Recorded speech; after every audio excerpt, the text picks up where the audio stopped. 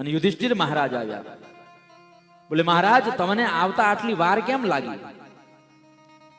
એટલે યુધિષ્ઠિર મહારાજે કહ્યું મહારાજ મને જે દ્રશ્ય દેખાણું એ મને સમજાણું નહીં. આ બધાને તો પોતાના દ્રશ્યો સમજાઈ ગયા, પણ મને મારું દ્રશ્ય ન સમજાણું મહારાજ. બોલે શું થયું?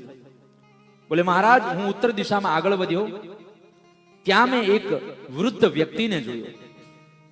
અને એક વૃદ્ધ વ્યક્તિ 7 માટલા મૂકીને ઉભો હતો. એની પાસે 7 માટલા હતા અને એક મોટું માટલું લઈ અને 1 2 3 4 5 6 ને 7 માટલા ભર્યા. મહારાજે 7 માટલાના ભરાતા મેં જોયા. તો બોલે મહારાજ પછી એ વૃદ્ધે જે માટલામાંથી 7 માટલા મૂક્યા હતા ને ભર્યા હતા ને એ માટલું પાછું મૂક્યું અને પછી એક માટલું એ મોટા માટલામાં ખાલી કરવા લાગ્યું. અને મહારાજ એ માટલું ભરાણું નહીં. મારા આશ્ચર્યનું કારણ એ છે કે ઈ માટલામાંથી 7 માટલા ભરાણા, પણ એ 7 માટલામાંથી એક માટલું કેમ ન ભરાણું?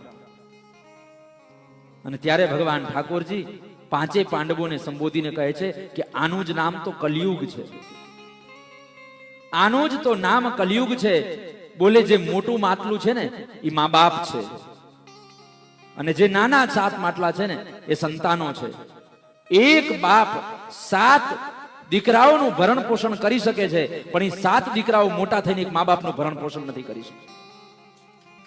આ કલિયુગની વિડંબના એ છે કે એક બાપ પોતાના 7 દીકરાઓનું ભરણ પોષણ કરવા માટે બધું જ કરી ગુજરે છે, પરંતુ જ્યારે 7 દીકરાઓ મોટા થાય ત્યારે એક મા બાપનું ભરણ પોષણ નથી કરી શકતા. આ જ કલિયુગની વિડંબના છે.